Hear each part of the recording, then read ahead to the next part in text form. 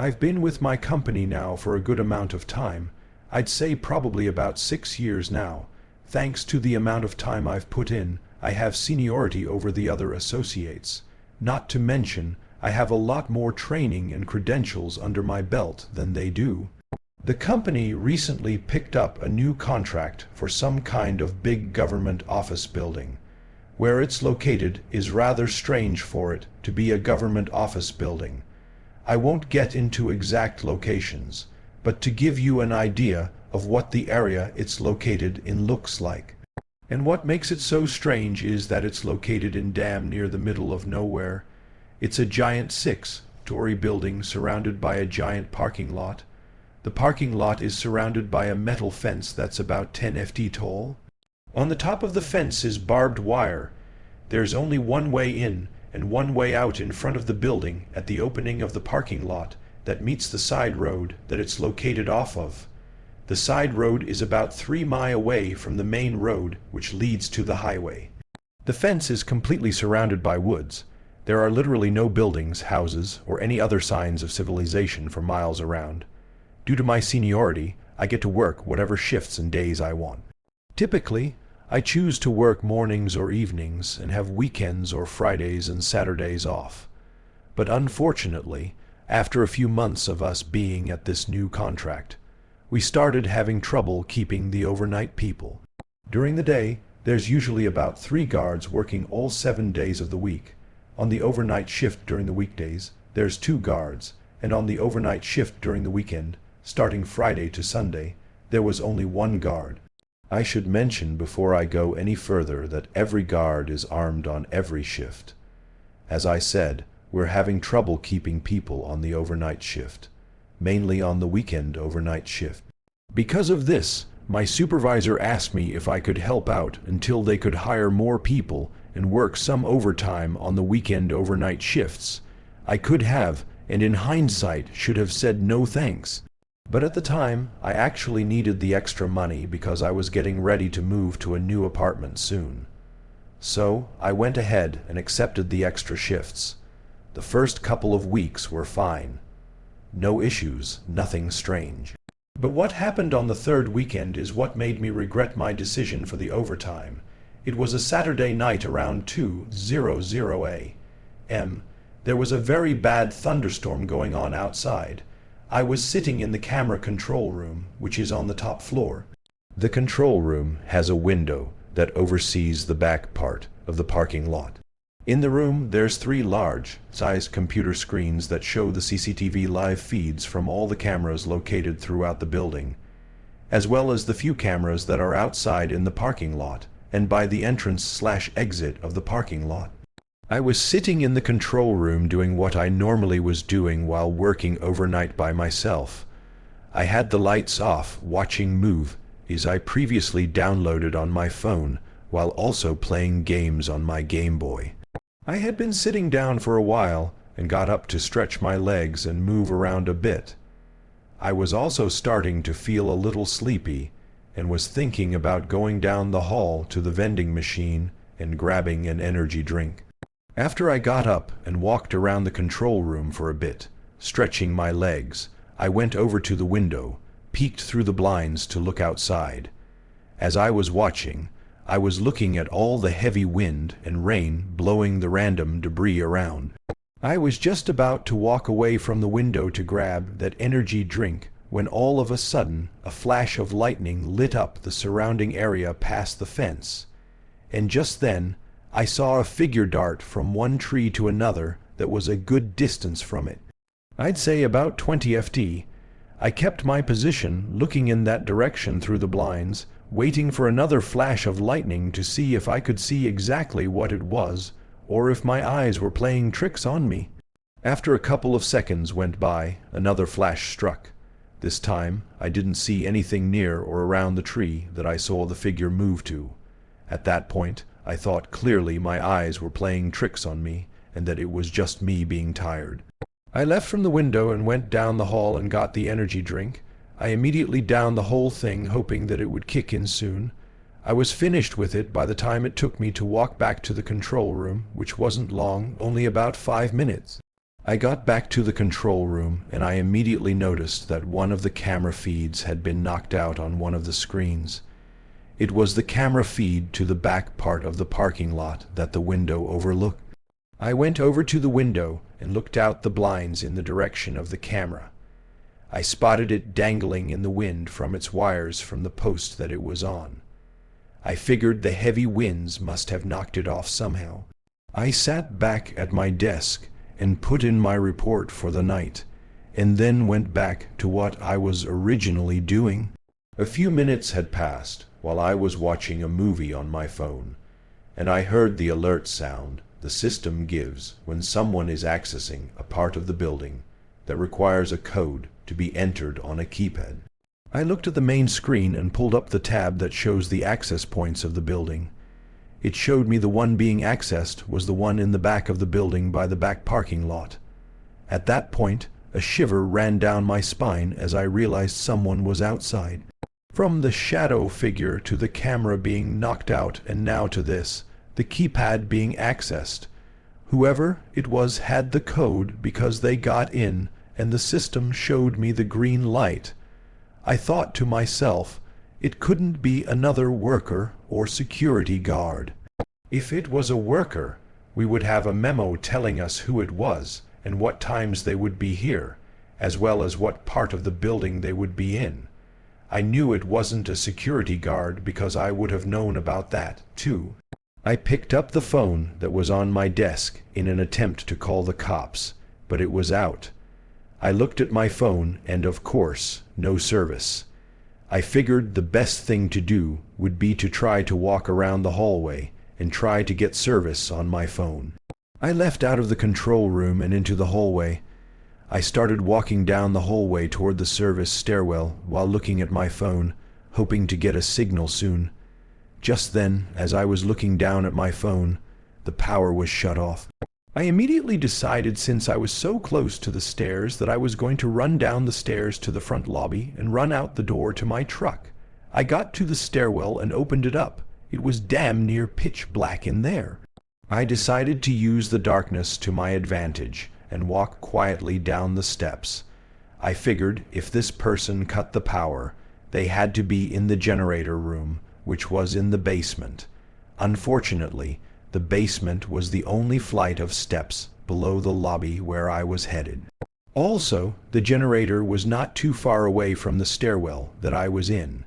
I made it down to the 4th floor, and suddenly I heard a door open at the bottom of the stairwell. I stopped dead in my tracks. At this point, I knew I was armed, but I was thinking to myself, even though I went through training, I don't think I was ready to shoot anyone. I was hoping and praying that it wouldn't come to that. As I was standing there immersed in my thoughts about my training with my firearm, I started hearing heavy footsteps walking up the stairs. I wasted no time in coming up with a new plan. I was going to turn around and walk as quickly and quietly back up the steps as possible to the 6th floor where I came from. At the top of the steps, a few feet past the door still in the stairwell, there's a ladder that leads up to the hatch that leads to the roof of the building. I was going to climb up the ladder to the top just before you have to open the hatch to go any further, and just hide in there in the pitch black darkness until whatever happens next. I turned around just as I did. My gun banged against the metal to the stairwell railing, making a loud clang sound. As that happened, I froze, and so did the heavy footsteps. A few seconds had gone by, and then I heard whoever it was running as fast as they could up the steps. I sprang as fast as I could, running up the steps as if my life depended on it. As I got to the top of the steps, just before I was about to pass the door I had come from, I had an idea to create a diversion on the fly. I quickly opened up the door hard and loud, then let go of the handle and let it close and slam on its own. I continued to run to the ladder and climb up it. By doing that, I would make it appear that I had run out the door. With only seconds to spare, I made it up the ladder. The man, distracted by the door tactic, opened it without even looking in my direction. He ran into the hall, the heavy door closing behind him. That's when I saw my chance. I leapt down from the ladder only about 10 ft high, landing with a loud thud as my feet hit the floor. I bolted for the stairs. The man must have heard the sound, because I had barely made it down one flight before I heard the door open again and his footsteps pounding down after me. Both of us were sprinting as fast as we could. I managed to stay one floor ahead of him the entire way. When I reached the lobby, luck was suddenly on my side. Behind me, I heard a loud crashing noise followed by a cry of pain. I wasn't certain, but I think the man had tripped and fallen on the stairs. I wasn't about to wait around to confirm. I burst through the door, ran straight for the entrance, and used my key to unlock it. Fortunately, I always parked my truck close by. With the wind howling and the rain pouring down, I hit the fob to start the engine and unlock the doors as I sprinted across the lot. I jumped into the truck, threw it in reverse, and just then caught sight of him, dressed all in black, his face covered by a mask and hood, bursting out of the building and charging toward my car. I slammed the gear into drive and floored it, tires screeching as I tore out of the lot and onto the side road.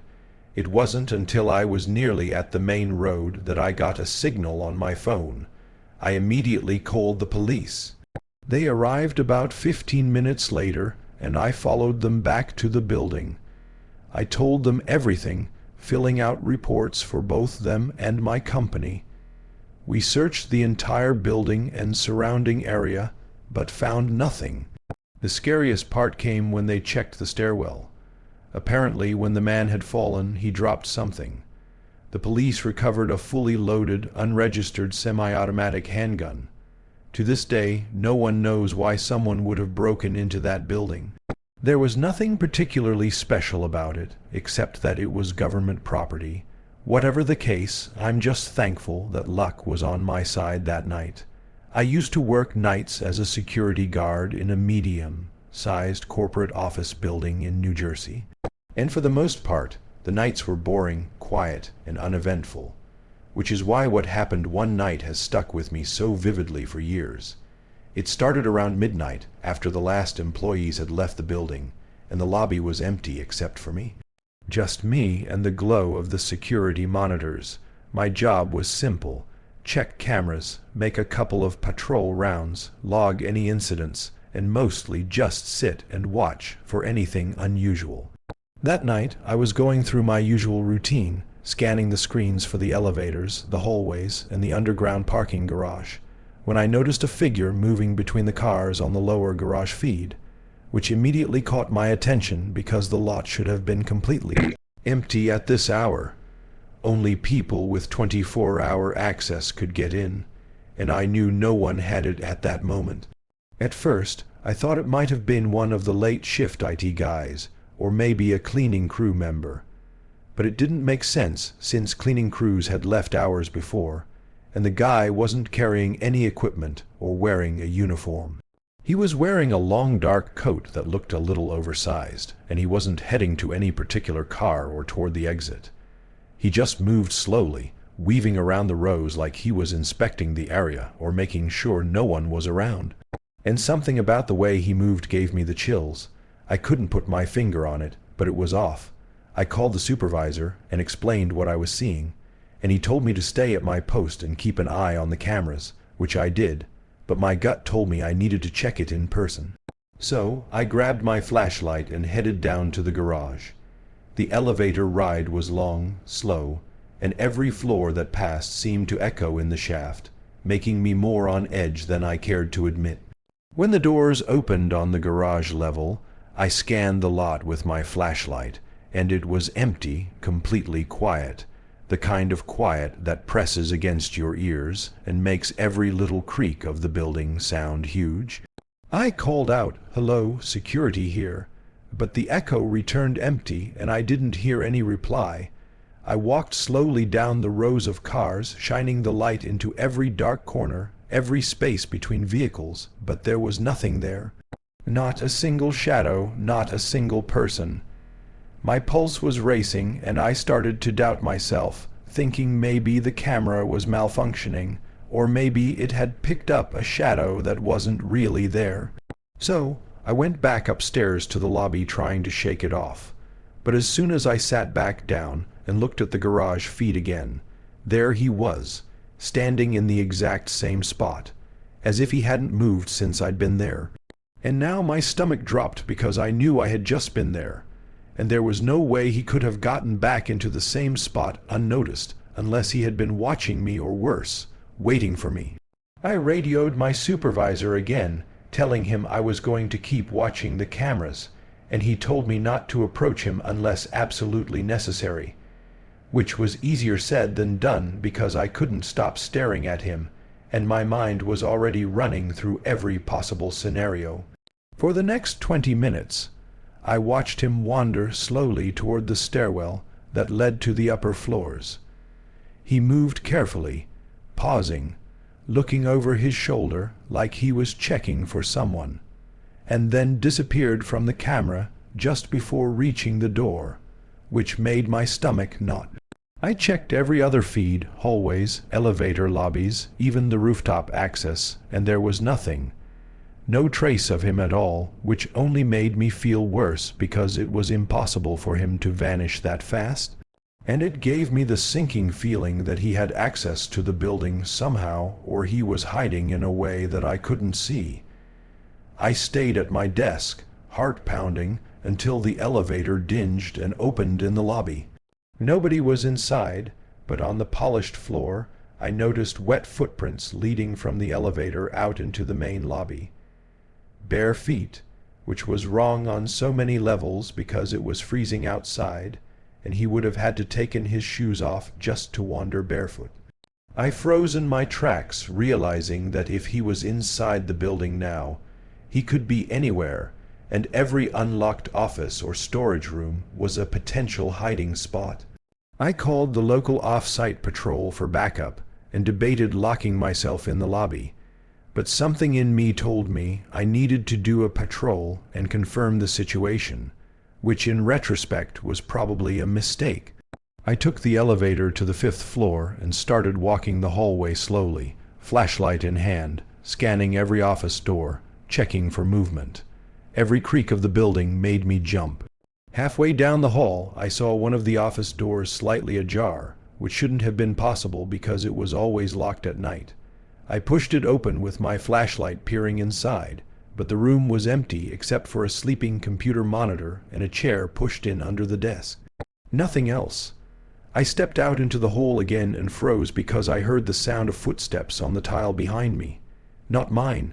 Heavy, wet, and uneven, moving fast towards me.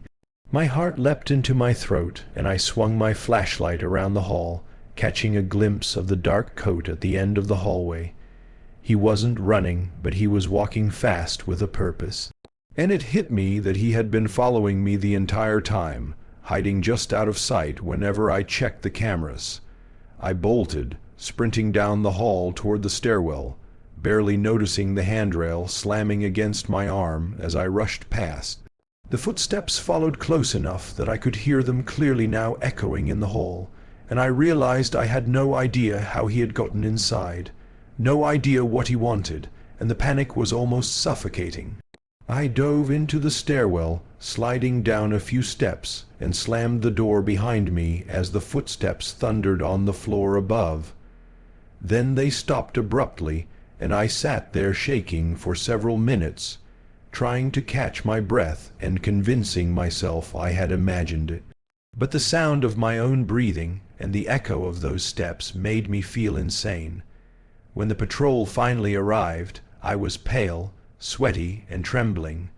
We walked the building together, floor by floor, room by room, and the garage was completely empty. No sign of the intruder, no footprints, nothing.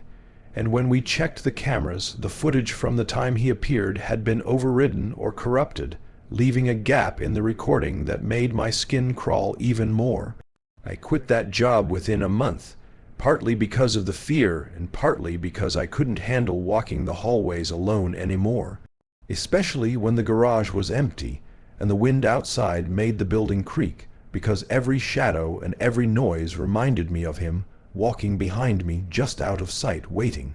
Even years later, I get anxious in parking garages or office buildings at night, and I still check over my shoulder more than I should, thinking I might see that long coat rounding a corner, hearing those wet footsteps behind me again. And I know that what I experienced wasn't supernatural. It wasn't a faceless ghost or a phantom. It was a real person, a stalker. And the thought that he had been inside that building following me, hiding just out of view, and that I might never know how he got in or what he wanted is something that still haunts me every time I think about that night. Music, this happened to me a few days ago. As a matter of fact, it was my first night of training as a mobile security guard. Before I tell you my story, just want to clarify that a mobile security guard is primarily a security guard that drives around in the vehicle and does site visitation where the client needs security. In this case, it's the GTA of Toronto, but this incident took place at a nearby pharmacy/med clinic in Mississauga. It was my first night as a trainee, and my supervisor was a nice person, showing me around on how to conduct patrols, write reports, disarm fire alarms, etc. Usually, if an alarm occurs, dispatch notifies us through the radio and asks us to attend the site where the alarm is happening. However, we arrived at the medical clinic in Mississauga to conduct a regular perimeter patrol, which also meant there was no alarm. We arrived on the site around 1:15 a.m. to make sure everything was normal, but as we got out of the vehicle and approached the building, something was terribly wrong. For one, the underground parking garage was left open, and two, the front door of the building was busted open. My supervisor then said, "What the how is this possible? If somebody broke in, the alarm should be on." I did not know how to react to this, as this was my first time at the site, and according to my supervisor, this was a new contract that the security company I work for got.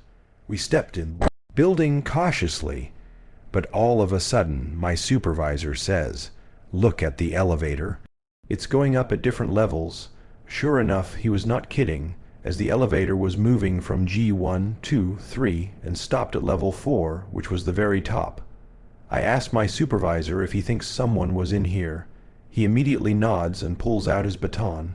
At that very moment, I was feeling sick to my stomach and started breathing heavily. At that point, I hated my job and did not want to be there. We immediately went inside the elevator and went straight to the top level. I was getting a bad feeling, and some adrenaline was rushing through my body before the elevator door was about to open. As we were going up each level, I was thinking to myself like, what if something happens, or whoever this person or thing is might not leave without a fight and possibly even charge at us as the elevator door opens. However, luckily, as we arrived at the 4th floor, no one was in front of us, but it was extremely dark. Therefore, we turned on the lights and started investigating the rooms of that floor. My supervisor told me to stick with him, as even he was feeling uncomfortable. He said, I quote, "Make sure you stick with me and get ready to bust this fuck." Luckily, no one was there, so we were very shocked and didn't know what was happening until we heard footsteps going down the stairwell. My supervisor and I were about to open the door to the stairs and chase whoever it was inside. However, just then, the footsteps stopped and it was very quiet. We could only hear each other's breathing. What my supervisor said next to dispatch is something I will never forget and still is rattling around in my head. A4, Col C25, go ahead. Dispatch, we need immediate backup. Please be advised someone's in the building with us, and they're hiding downstairs, possibly armed, and waiting for us to come towards them so he or they can ambush us. Dispatch then tells us to stay where we are and not approach the suspect or whoever it was downstairs, as backup will be arriving shortly. At that point, my supervisor started panicking, and it just made the situation even worse. I mean, he should be the one to lead and not feel worried. But then again, I don't blame him, as this experience was overwhelming and horrifying for me. Now, my supervisor is only a couple of years older than me, so I preferably call him bro instead of sir or whatever. Bro, just don't worry. I'm sure Backup will be arriving shortly, I told him.